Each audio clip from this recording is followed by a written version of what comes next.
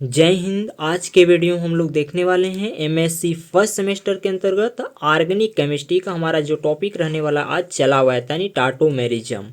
Tautomerism में हम कीटो और इनोल टाटोमेरिज्म को भी देखेंगे। एग्जाम में अक्सर शॉर्ट आंसर टाइप क्वेश्चन में पूछा जाता है और एग्जाम में हर बार पूछा जाता है, जो कि एग्जाम की दृष्टि से बहुत ही महत्वपूर्ण है। चला हुआ था यानी कि टाटोमेरिज्म। इसमें सबसे पहले देखते हैं हम C2H4O एल्डिहाइड ग्रुप यानी कीटो फार्मा और इनोल फार्मा को दिखाया गया है।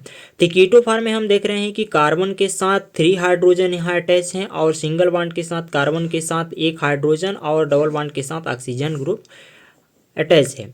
इसका टाटोमेरिज्म में इनोल फार्म में देखेंगे तो जो हमारा यहाँ डबल बॉन्ड है ये यहाँ से ब्रेक होके यहाँ हो जाएगा डबल बॉन्ड में और एक हाइड्रोजन यहाँ चला जाएगा। तो कुछ इस प्रकार से हो जाएगा। कार्बन के साथ यहाँ डबल बॉन्ड में CH2 जुड़ेगा और यहाँ H जुड़ेगा और OH यहाँ हो जाएगा। ये है कीटो फार्म में और ये इनोल फार्म में। इसकी थ्योरी पॉइंट को पढ़ेंगे तो अच्छी तरीके से समझ में आएगा।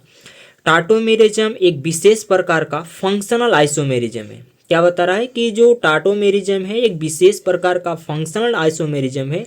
वे कंपाउंड जिनका मॉलिक्यूलर फार्मूला समान होता है बट किंतु दोनों में से एक हाइड्रोजन एटम की पोजीशन में अंतर हो तथा ये दोनों गतिक साम्यावस्था यानी डायनामिक इक्विलिब्रियम में हो, तब इन्हें टाटोमर कहते हैं तथा इस पूरे घटना को टाटोमेरिज्म कहते हैं।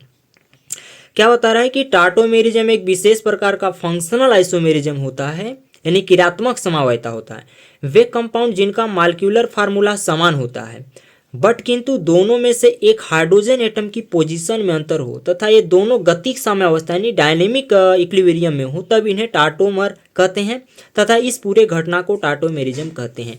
जो कि ऊपर एग्जाम्पल हम लोग देखें कि जो इसमें मॉलिक्यूलर फार्मूला है C2H4O एल्डिहाइड ग्रुप, जो कि यहाँ भी जो फार्मूला सेम है और यहाँ भी, इसमें केवल हाइड्रोजन एटम की पोजीशन में अंतर है। तो इस क्रिया को ये जो टाटोमेरिज्म होता है और इक्विलिब्रियम स्टेट में होता है, जो कि ये इक्विलिब्रियम का सिंबल होता है।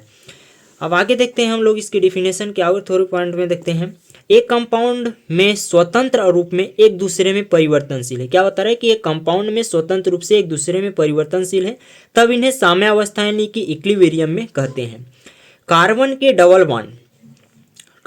डबल बॉन्ड के साथ ऑक्सीजन एटम यानी जुड़ा होता है, जिसके बाद अल्फा कार्बन है।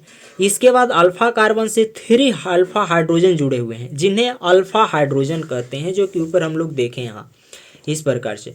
यहाँ बताया गया कि जो यानी कि वे कंपाउंड में स्वतंत्र रूप से एक दूसरे में परिवर्तनशील है तथा इन्हें साम्यावस्था इक्विलिब्रियम में कहते हैं। यानी ऊपर जो एग्जाम्पल हम लोग देखें यहाँ से, ए इसमें से इसमें परिवर्तित हो जाएगा और इसमें परिवर्तित हो जाएगा। यानी कार्बन के डबल बॉन्ड के साथ ऑक्सीजन एटम एड जुड़ा होता है, जिसके बाद अल्फा कार्बन है। इसके बाद अल्फा कार्बन से 3 अल्फा हाइड्रोजन जुड़े हुए हैं, जिन्हें अल्फा हाइड्रोजन कहते हैं। टाटोमेरिज्म का एग्जाम्पल हम देखते हैं एसीटोन या प्रोपेनोन। कीटोन फार्म में है CH3 सिंगल बॉन्ड कार्बन के साथ डबल बॉन्ड में ऑक्सीजन जुड़ा है और यहाँ CH3 जुड़ा है।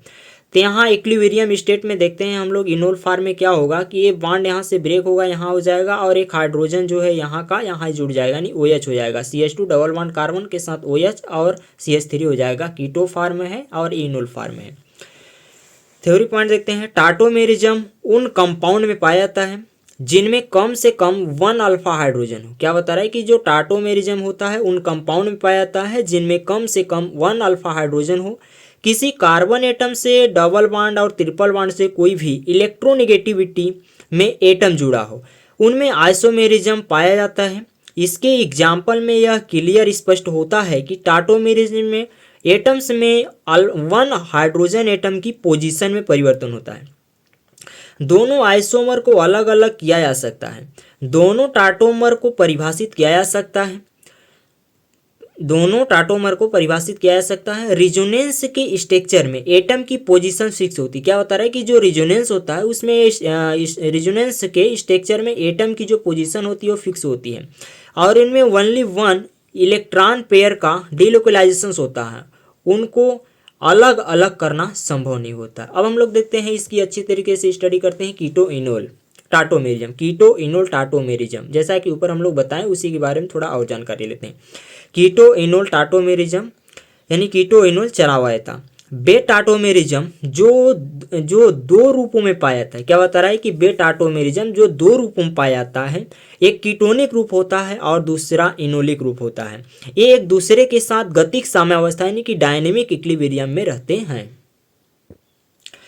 इस प्रकार की चलावयता को कीटो इनोल टाटोमेरिज्म कहते हैं, कीटो इनोल चलावयता कहते हैं। एग्जाम्पल देखते हैं हम लोग। पहला एग्जाम्पल है हमारा एथिल एसीटेटो एसीटेट यानी एथिल एसीटेटो एसीटेट। इसे स्पष्ट ईस्टर भी कहते हैं। क्या होता है, इसे ईस्टर भी कहते हैं, यानी एथिल एसीटेटो एसीटेट, इसे एस्टर भी कहते हैं। इसके एग्जाम्पल कुछ इस प्रकार से है हमारा एथिल एसीटेटो एसीटेट का। कीटो फॉर्म में है CH3 सिंगल बॉन्ड, कार्बन के साथ डबल बॉन्ड के साथ ऑक्सीजन जुड़ा है और यहाँ CH2 है। कीटो फॉर्म में है और COO2H5 है।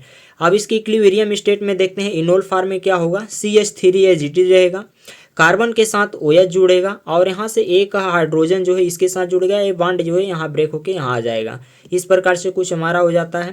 कीटोनिक फॉर्म में 92% बनता है और इनोलिक फॉर्म में 7.9% होता है। अब दूसरा नंबर एग्जाम्पल देखते हैं हम लोग। Acetyl acetone. एसिटिल एसीटोन भी कीटो इनोल टाटोमेरिज्म को प्रदर्शित करता है। इनमें से कीटोन फॉर्म की मात्रा अधिक होती है।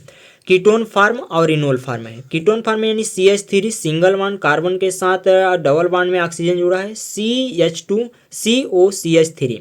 यहाँ से ए बॉन्ड ब्रेक होके यहाँ आ जाएगा और इसके यहाँ का हाइड्रोजन यहाँ चला जाएगा। CH3 एजिटेड है और कार्बन के साथ यहाँ OH जुड़ जाएगा और क्योंकि यहाँ से हाइड्रोजन यहाँ जाएगा तो इसकी बैलेंसी यहाँ आ जाएगी, तो इसका हाइड्रोजन एटम यहाँ से यहाँ चला जाएगा और CH और CO CH3 इस प्रकार से बनेगा। कीटो फॉर्म है और इनोल फॉर्म है।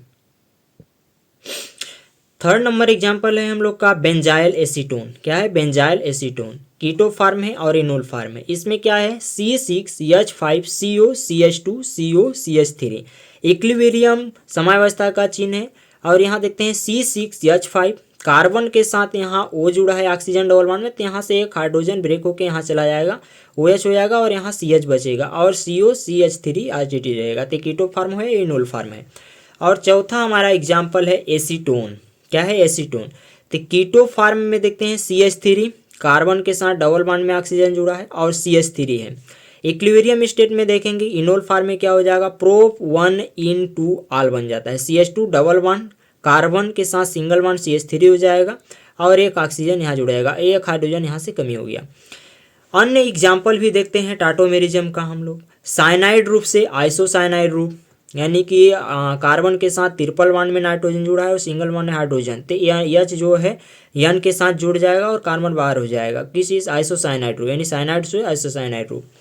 और लास्ट एग्जाम्पल हम लोग का है नाइट्राइड रूप, यानी कि हाइड्रोजन ऑक्सीजन के साथ नाइट्रोजन नाइट्रोजन के साथ डबल बॉन्ड में ऑक्सीजन जुड़ा है, यहाँ सिंगल बॉन्ड में ऑक्सीजन है, यहाँ डबल बॉन्ड में ऑक्सीजन, नाइट्राइड रूप में है। और नाइट्रो रूप में हो जाएगा नाइट्रोजन के साथ डबल बॉन्ड में ऑक्सीजन और सिंगल बॉन्ड में ऑक्सीजन, एक साइड हो जाएंगे दोनों।